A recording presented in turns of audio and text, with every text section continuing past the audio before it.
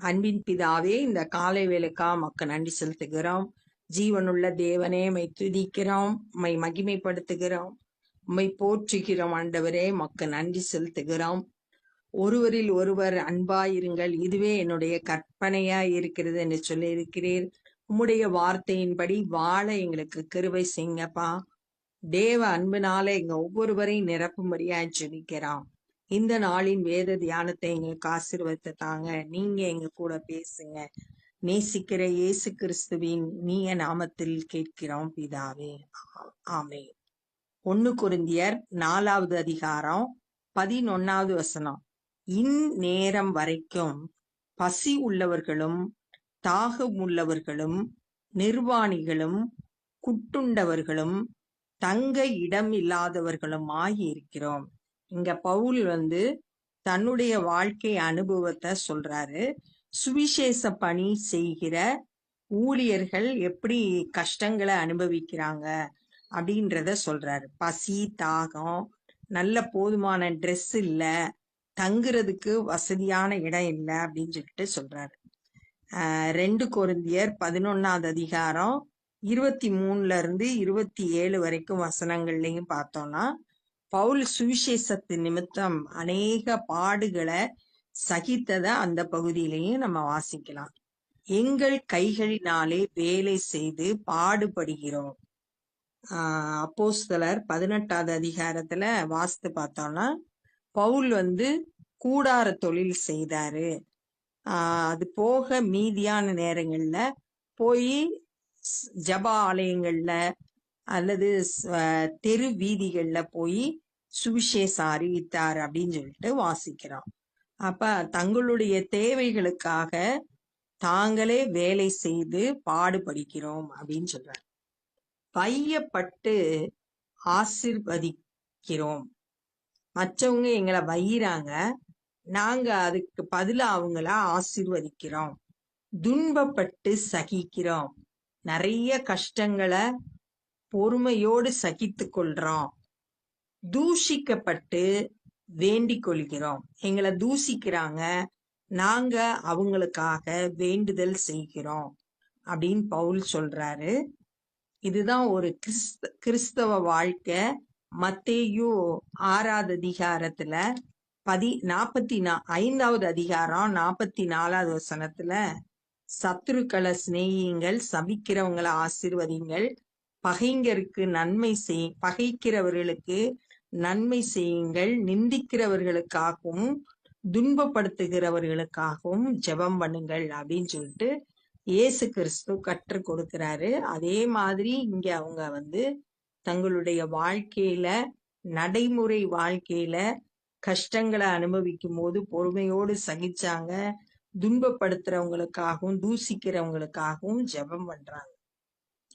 இந்நாள் வரைக்கும் உலகத்தின் குப்பையை போலவும் எல்லாரும் துடைத்து போடுகிற அழுக்கை போலவும் ஆனோம். தேவையில்லாத குப்பைய கொண்டு போய் வேஸ்ட்ல கழிச்சிருவாங்க.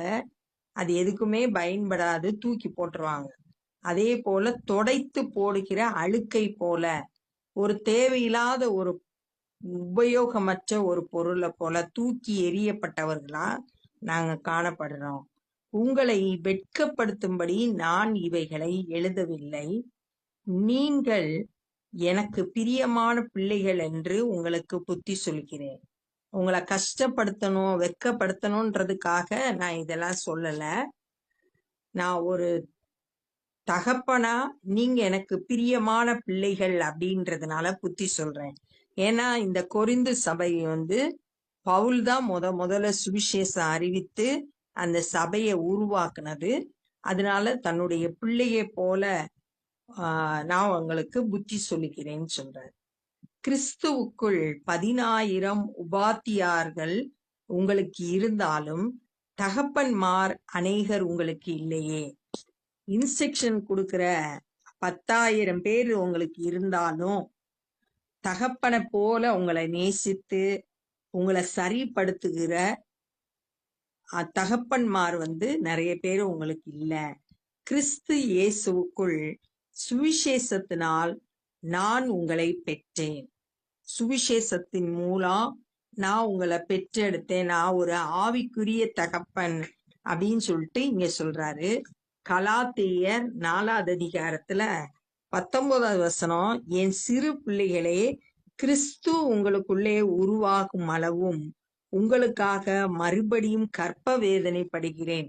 எப்படி இப்போ ஒரு பிள்ளை பெறதுக்கு வேதனைப்பட்டு பிள்ளை பெறுவாங்களோ, அது போல கிறிஸ்துவுக்குள்ள நீங்க பிறக்கணுன்றதுக்காக, மறுபடியும் பிறக்கணுன்றதுக்காக நான் உங்களை பெற்றெடுத்தேன் அப்படின்னு சொல்லிட்டு சொல்றார். ஆகையால் என்னை பின்பற்றுகிறவர்கள் ஆகுங்கள் என்று உங்களுக்கு புத்தி சொல்லுகிறேன். பவுல் சபைய கொரிந்து சபையை பார்த்து என்னை பின்பற்றுகிறவர்கள் ஆகுங்க, நான் உங்களுக்கெல்லாம் முன்மாதிரியா இருக்கேன் அப்படின்னு சொல்லிட்டு தைரியமா பவுல் சொல்றாரு. பவுலோட வாழ்க்கை மற்றவங்களுக்கு ஒரு முன்மாதிரியா இருந்துச்சு.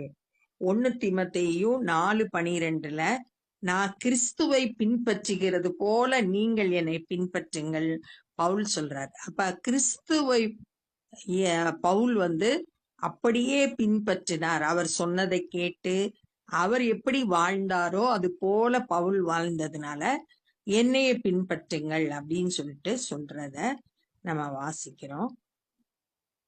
இதன் நிமித்தமாக எனக்கு பிரியமும் கர்த்தருக்குள் உண்மையுள்ள என் குமாரனாகிய தீமோத்தேயுவை உங்களிடத்தில் அனுப்பினேன்.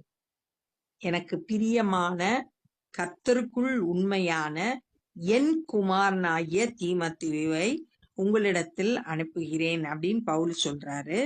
இந்த தீமோத்தேயு பவுல் மூலம் சுவிசேஷத்தை ஏற்றுக்கொண்டு கிறிஸ்துவுக்குள்ள இருந்தாரு. உடன் ஊழியரா பல இடங்கள்ல பவுலோடு சேர்ந்து ஊழியத்துக்கு கடந்து சென்றவர். தன்னுடைய பிள்ளைய போல ஏற்றுக்கொண்டார் பவுல். ரொம்ப உண்மையுள்ள குமாரனாகிய தீமோத்தேயுவை உங்ககிட்ட கொரிந்து பட்டணத்துக்கு அனுப்புறார். நான் எங்கும் எந்த சபையிலும் போதித்து வருகிற பிரகாரம் கிறிஸ்துவுக்குள்ளான என் நடக்கைகளை அவன் உங்களுக்கு ஞாபகப்படுத்துவான்.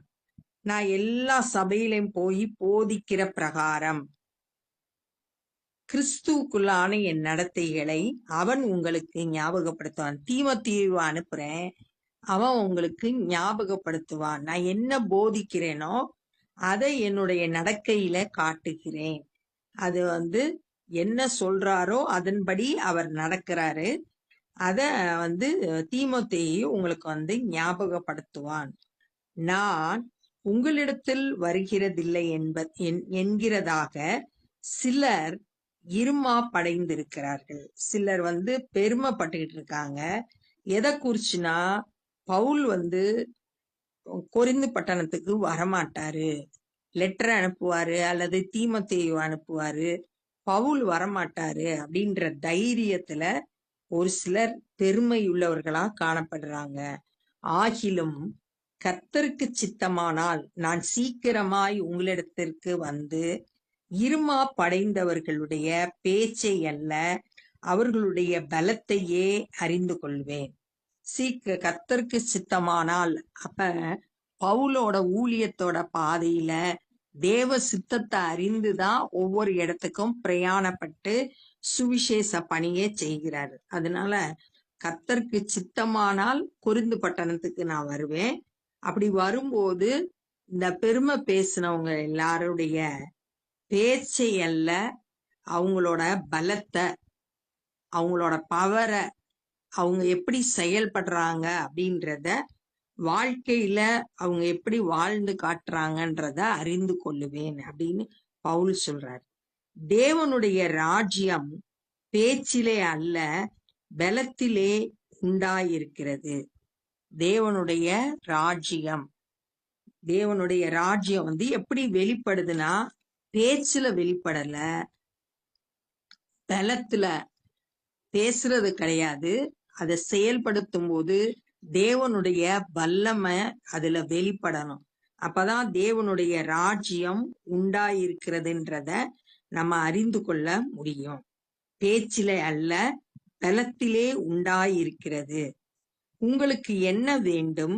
நான் பிரம்போடு உங்களிடத்தில் வர வேண்டுமோ, அல்லது அன்போடும் சாந்தமுள்ள ஆவியோடும் வர வேண்டுமோ?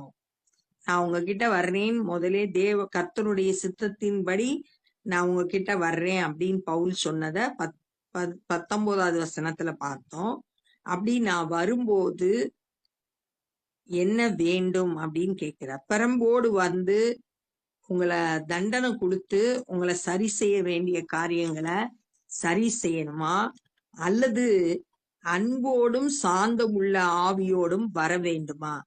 நீங்க வந்து உங்களுக்கு சரி செய்ய வேண்டிய காரியங்கள் எல்லாம் சரி செய்துட்டீங்கன்னா பவுல் வரும்போது அன்போடு சாந்தமுள்ள ஆவியோடும் அவங்கள வந்து நடத்துவாரு.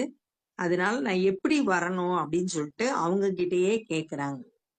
அப்ப இந்த நாள்ல என்னெல்லாம் கற்றுக்கொண்டான்னா, பவுலோட வாழ்க்கையில தன்னுடைய அனுபவத்தில இருந்து நிறைய கஷ்டங்களை அனுபவித்தார். சுவிசேஷத்தின் நிமித்தம் சரீரத்துல வேதனைகளையும் மனதுல பல்வேறு போராட்டங்களையும் சந்திச்சேன் அப்படின்னு சொல்றாரு. எல்லாரும் வையும்போது நாங்க அவங்கள மறுபடியும் ஆசீர்வதிக்கிறோம். துன்பப்படுத்துறாங்க, அதுல சகித்து கொள்றோம். தூஷிக்கிறாங்க, அவங்களுக்காக ஜெபம் பண்றோம். ஒரு குப்பைய போல, அழுக்கை போல, ஒன்றுக்கும் உதவாதவர்களை போல எல்லாரும் நினைக்கிறாங்க.